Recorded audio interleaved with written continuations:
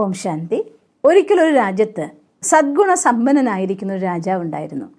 തൻ്റെ പ്രജകളെല്ലാം തന്നെ അദ്ദേഹത്തിൽ സന്തുഷ്ടനായിരുന്നു. ആ രാജാവിന് ഒരു ദിവസം ഒരു മോഹം ഉണ്ടാവുകയാണ്. മരണശേഷമുള്ളതായിരിക്കുന്ന അവസ്ഥ എന്തായിരിക്കും, അതൊന്നും എനിക്ക് ആരുടെയെങ്കിലും മുഖത്തുനിന്ന് കേൾക്കണമെന്ന്. രാജാവ് ചോദ്യം പലരോടും ചോദിച്ചു, പക്ഷെ ആരിൽ നിന്നും ഉത്തരം കിട്ടിയില്ല.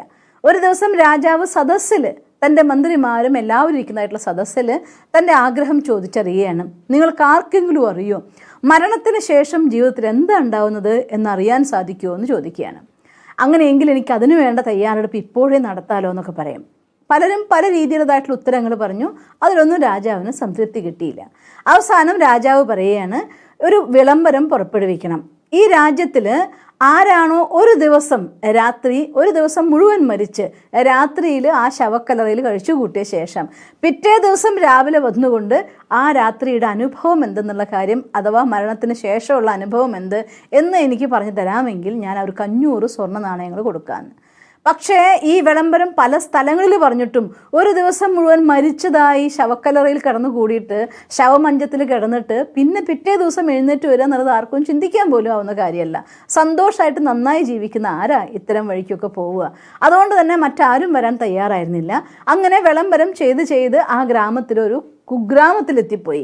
അവിടെ എത്തിയപ്പോൾ വളരെ വിശുക്കനായിട്ടുള്ള ഒരാളുണ്ടായിരുന്നു.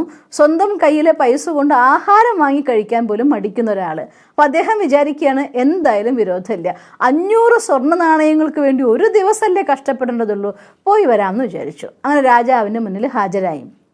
രാജാവിൻ്റെ മുന്നിലേക്ക് അയാൾ വരുന്ന സമയത്ത് ഒരാൾ ഇയാളുടെ പിന്നാലെ കൂടി ചോദിച്ചുകൊണ്ടേ ഇരുന്നിരുന്നു, എനിക്ക് എന്തെങ്കിലും, നീ എന്തായാലും മരിക്കാൻ പോകുന്നുള്ള കാര്യം ഉറപ്പാണ്, ഇതുവരെ ഉണ്ടാക്കി വെച്ച സമ്പാദ്യം കൊണ്ട് കഞ്ഞി പോലും വാങ്ങി കുടിച്ചിട്ടതായിട്ടുള്ള കണക്കുമില്ല നിനക്ക്, അറ്റ്ലീസ്റ്റ് നീ മരിക്കുമ്പോൾ കുറച്ച് പൈസ എനിക്ക് തന്നിട്ട് പോ, ഞാനെങ്കിലും കഞ്ഞി കുടിക്കട്ടെ എന്ന് പറയുകയാണ്. ഇയാൾ കേട്ടിട്ടും കേൾക്കാത്ത ഭാവത്തിൽ നടന്നുകൊണ്ടിരുന്നു.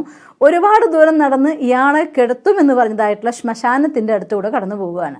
അപ്പോൾ ആ സമയത്ത് നോക്കുമ്പോൾ അവിടെ ആ ശ്മശാനത്തിൽ ഒരു ബദാമിൻ്റെ മരവും ആ ബദാമിൽ നിന്ന് കുറേയധികം ഇലകളും പിന്നെ കുറച്ച് കായകളൊക്കെ പൊഴിഞ്ഞ് കിടക്കുന്നുണ്ടായിരുന്നു.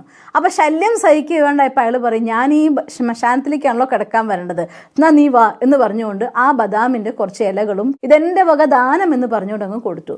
ഇത് കിട്ടിയപ്പോൾ അയാൾ അസ്വസ്ഥനായി. എങ്കിലും ആ ബദാം കായകളൊക്കെ ഇതെങ്കിലും നീ തന്നല്ലോ എന്നും പറഞ്ഞുകൊണ്ട് അയാൾ പോവുകയാണ്. അത് കഴിഞ്ഞ ശേഷം ഇയാൾ രാജകൊട്ടാരത്തിലെത്തി. രാജാവിൻ്റെ മുന്നിൽ പറഞ്ഞു. രാജാവൊക്കെ അയാൾക്ക് പാകത്തുന്നതായിട്ടുള്ള ശവക്കല്ലറ കൊണ്ടുവരിപ്പിച്ചു. അയാൾ അതിലൊക്കെ എടുത്തി എങ്ങനെയാണോ അവസാന കർമ്മങ്ങളൊക്കെ ചെയ്യുക അങ്ങനെ എല്ലാ കർമ്മങ്ങളും ചെയ്തു. അയാൾ മരിച്ച അയാളെ പറഞ്ഞയക്കുകയാണ്. ആ രീതിയിൽ കൊണ്ടുവന്നു. അവസാനം ശ്മശാനത്തിലേക്ക് കൊണ്ടുവന്നു. അവിടെ അയാളെ രാത്രിയിൽ അവൻ കുഴിച്ചിടും പോലെ കുഴിച്ചിട്ടു. പക്ഷേ അയാൾക്ക് ശ്വസിക്കാൻ വേണ്ടിക്കൊണ്ട്, അയാൾ മരിക്കരുതല്ലോ, അതുകൊണ്ട് ശ്വസിക്കാൻ വേണ്ടിക്കൊണ്ട് ആ ശവമഞ്ചത്തിൻ്റെ മേലിന്ന് ഒരു ഓട്ടയുണ്ടാക്കി ഒരു പൈപ്പ് പോലെ മുകളിലേക്ക് വെച്ചു. അയാൾക്ക് വായു മാത്രം കിട്ടണം ആ രീതിയിൽ. അങ്ങനെ രാത്രിയാവാനായി. പകലൊക്കെ അയാൾക്ക് ആ കുഴലിലൂടെ വെളിച്ചം വരുന്നയാൾ കാണുന്നുണ്ടായിരുന്നു. രാത്രിയായി കഴിഞ്ഞപ്പോൾ ബാക്കിയെല്ലാം ശൂന്യമായി, മറ്റു മനുഷ്യന്മാരൊന്നും ഇല്ലാത്ത വന്നപ്പോൾ ആ ശ്മശാനത്തിലുണ്ടായിരുന്ന ഒരു പാമ്പ് അതിങ്ങനെ എഴഞ്ഞെഴഞ്ഞ് വന്നു. അപ്പോഴാണ് ഒരു ഓട്ടയായിട്ട് ഈ കുഴലിൻ്റെ ഒരു അറ്റം നിൽക്കുന്നത് കാണുന്നത്. അപ്പോൾ ഈ പാമ്പ് എഴഞ്ഞുകൂടി അതിലൂടെ ഇറങ്ങാൻ വേണ്ടി നോക്കുകയാണ്. ഇറങ്ങാൻ നോക്കുമ്പോൾ ആ ഓട്ടയിൽ കൂടെ ഇറങ്ങാൻ നോക്കുന്ന സമയത്ത് ഈ പാമ്പിൻ്റെ തല വരുന്നത് അയാൾ കണ്ടു. അപ്പോൾ അയാൾക്ക് ഭയങ്കര പേടിയായിപ്പോയി. എന്തോ ഒരു ജീവി വരുന്നു മനസ്സിലായി. അതിൻ്റെ ഭാവം കൊണ്ട് ഇറങ്ങാൻ നോക്കുമ്പോൾ പാമ്പ് ഇറങ്ങാൻ നോക്കുകയാണ്. ഇയാൾ അവിടെ കിടന്നിട്ട് അയാൾക്ക് ആവുന്ന രീതിയിലൊക്കെ ബഹളം വെക്കാൻ നോക്കുകയാണ്. അപ്പം ആ സമയത്ത് പെട്ടെന്ന് ആ ബദാമിൻ്റെ, അയാൾ ദാനം കൊടുത്തായിട്ടുള്ള ബദാമിൻ്റെ ഇലകളുണ്ടല്ലോ, ആ ഇലകൾ പറന്നു വന്നിട്ട് ഈ പാമ്പിൻ്റെ ഓട്ട വന്നങ്ങ് അടച്ചു വെച്ചു. പാമ്പിന് കയറാൻ പറ്റാതായി. പതുക്കെ ഇല പൊന്തും താഴും കാറ്റിന്. അങ്ങനെ കാറ്റുകൊണ്ട് ഈ ഇലകൾ വരും, ബദാമിൻ്റെ ഇലകൾ വരും, അത് മൂടുന്നു ഉറക്കും. അങ്ങനെ ഒരു വിധത്തിൽ ആ പാമ്പ് അവിടെ നിന്ന് പോയി കഴിച്ചിലായി. പിറ്റേ ദിവസം രാവിലെ നേരത്തെ തന്നെ രാജാവിൻ്റെ പടയാളികളെത്തി. അത് തുറന്നു നോക്കുമ്പോൾ അയാൾക്ക് കുഴപ്പമൊന്നുമില്ല, ശ്വാസം കൊണ്ട് കിടക്കുന്നുണ്ട്. അപ്പോൾ തുറന്നപ്പോൾ അവർക്ക് അത്ഭുതമായി. അവർ ചോദിച്ചു, എന്തായിരുന്നു ഇന്നലെ രാത്രി നിൻ്റെ അനുഭവം? ആരെങ്കിലും വന്നോ നിൻ്റെ അടുത്ത്? എന്താണ് മരിച്ചപ്പോൾ അനുഭവം എന്ന് ചോദിക്കുകയാണ്. ഇയാൾ ഒന്നും മിണ്ടുന്നില്ല. അയാൾ അവിടെ നേരെ വേഗം വീട്ടിൽ പോയി അയാൾ അലമാരിയിൽ സൂക്ഷിച്ചിരുന്നതായിട്ടുള്ള ധനം, സമ്പത്ത്, സാധനങ്ങൾ എല്ലാം എടുത്ത് കൊടുക്കുകയാണ് ആളുകൾക്ക്. ഇയാളുടെ ഒരു പിശുക്കൻ, സ്വന്തം കയ്യിൽ നിന്ന് പൈസ എടുത്ത് കഞ്ഞി പോലും കുടിക്കാത്ത ഒരാൾ അയാളുടെ സ്വർണ്ണ ആഭരണങ്ങളൊക്കെ അടക്കം എടുത്ത് എല്ലായിടത്തും കൊടുത്തുകൊണ്ടിരിക്കുക വീട്ടിലെ സ്വത്ത്. അത് കണ്ടപ്പോൾ ആൾക്കാർ അത്ഭുതപ്പെട്ടു പോയി. ഇതെല്ലാം കഴിഞ്ഞിട്ട് പടയാളികൾ അയാളെ പിന്തുടർന്ന് ചെന്നു. രാജാവിൻ്റെ അടുത്തേക്ക് കൊണ്ടുപോയേ പറ്റൂ, ഇല്ലെങ്കിൽ ഇയാൾ എന്തുകൊണ്ട് ഓടിപ്പോയി എന്നറിയാത്തതിന് രാജാവിനൊന്ന് ശിക്ഷ കിട്ടിയാലോ. പേടിച്ച് ഒരു പിന്നാലെ പോയി ഇയാളെ പിടിച്ചു കൊണ്ടുപോയി രാജാവിൻ്റെ മുന്നിൽ ഹാജരാക്കുകയാണ്. അപ്പോൾ രാജാവ് ചോദിക്കും, മരണത്തിന് ശേഷം നിനക്ക് എന്തായിരുന്നു അനുഭവം, അത് നിനക്ക് എന്താണ് എന്നോട് പറയാനുള്ളത് എന്ന്. പറയും, മരണത്തിന് ശേഷം ഒരു മനുഷ്യന് എന്തെങ്കിലും നേടാനുണ്ടെങ്കിൽ അവർ ഒറ്റ കാര്യം മാത്രമേ ചെയ്യാനുള്ളൂ, നിങ്ങൾക്ക് ഈ ജീവിച്ചിരിക്കുന്ന സമയത്ത് എന്തുണ്ടോ അതൊക്കെ ദാനം കൊടുത്തോളൂ, എന്നാൽ മരിച്ച ശേഷം അതൊക്കെ നിങ്ങൾക്ക് ഉപയോഗമായിട്ട് മാറുമെന്ന്. എന്താണോ ഈ ജന്മത്തിൽ നമ്മൾ ചെയ്യുന്നതായിട്ടുള്ള പുണ്യത്തിൻ്റെ കണക്ക്, ആ പുണ്യത്തിൻ്റെ കണക്ക് ദാനത്തിൻ്റെ മഹിമ അത്രയും അധികമാണ്. നിങ്ങൾ അവനവന് വേണ്ടി ഉപയോഗിക്കുമ്പോൾ ഒരു കാര്യം നമ്മൾ ഓർക്കുക, ഒരു പക്ഷേ നമുക്ക് ഒരു 500 രൂപ കൊണ്ട് നമ്മളൊരു ദിവസം കഴിയുമെന്ന് വിചാരിച്ചോളൂ.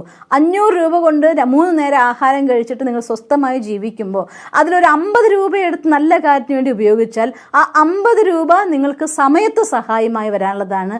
ഈ 450 രൂപ നമ്മൾ ചെലവഴിച്ചു പോകാനുള്ളതാണ്. അതുകൊണ്ട് ഒരുപാട് ഉണ്ടായിട്ട് മാത്രം ഒരിക്കലും നമുക്ക് ദാനം കൊടുക്കാൻ കഴിയില്ല. ദാനം കൊടുക്കുന്നതിനനുസരിച്ച് അത് നിങ്ങൾക്ക് കൂടിക്കൊണ്ടേയിരിക്കുന്നു മാത്രം. ഒറ്റ കാര്യം മാത്രം, അർഹതയുള്ള കൈകളിൽ പോകാൻ വേണ്ടി ശ്രദ്ധിക്കണം. കാലം മാറിയിരിക്കുന്നു, കോലം മാറിയിരിക്കുന്നു. പലരും ദാനം കൊടുക്കുന്ന ആളുകളുടെ കയ്യിൽ നിന്ന് അതിനെ ഒരു അവകാശമായി കൊണ്ട് നേടിയെടുത്തതിന് മോശമായ കാര്യങ്ങൾക്ക് ഉപയോഗിക്കുന്നവർ, അതല്ലെങ്കിൽ അതുകൊണ്ട് മടി പിടിച്ച് ജീവിക്കാൻ നോക്കുന്നവർ, അങ്ങനെ പല കാറ്റഗറിയും ഇന്ന് ലോകത്തുണ്ട്. അതുകൊണ്ട് ദാനം കൊടുക്കുന്ന സമയത്ത് യോഗ്യപാത്രമാണോ എന്ന് പരിശോധിച്ചിട്ട് കൊടുക്കൂ. ഉണ്ടോ അവർക്ക് വേണോ എന്ന് മനസ്സിലാക്കിയിട്ട് കൊടുക്കൂ. ദാനം കൊടുക്കാൻ വേണ്ടി ദാനം കൊടുക്കുകയല്ല, യഥാർത്ഥ അവകാശികൾക്ക് ദാനം കൊടുക്കുമെങ്കിൽ അത് നിങ്ങളുടെ ജന്മാന്തരത്തേക്കുള്ളതായ സമ്പാദ്യമായി കൂടെ വരും. അതിൽ യാതൊരു സംശയവുമില്ല. അതുകൊണ്ട് ഏറ്റവും മഹത്തരായിട്ടൊരു കർമ്മം തന്നെയാണ് ദാനം. ശ്രേഷ്ഠമായ ദാനത്തിലൂടെ ശ്രേഷ്ഠമായ ഭാഗ്യം നേടാൻ നിങ്ങൾക്ക് സാധിക്കട്ടെ എന്ന് ഞാൻ ഈശ്വരനോട് പ്രാർത്ഥിക്കുന്നു. ഓം ശാന്തി. ദിവസം തോറും ജീവിത വിജയങ്ങൾക്ക് വെളിച്ചം വീശുന്ന പുത്തൻ വീഡിയോകൾക്കായി ഞങ്ങളുടെ യൂട്യൂബ് ചാനൽ സബ്സ്ക്രൈബ് ചെയ്യൂ. നോട്ടിഫിക്കേഷൻ ലഭിക്കുന്നതിനായി ബെൽ ഐക്കൺ ക്ലിക്ക് ചെയ്യൂ. ഒപ്പം ഞങ്ങളുടെ ഫേസ്ബുക്ക്, ട്വിറ്റർ, ഇൻസ്റ്റാഗ്രാം പേജുകൾ ഫോളോ ചെയ്യൂ. നന്ദി.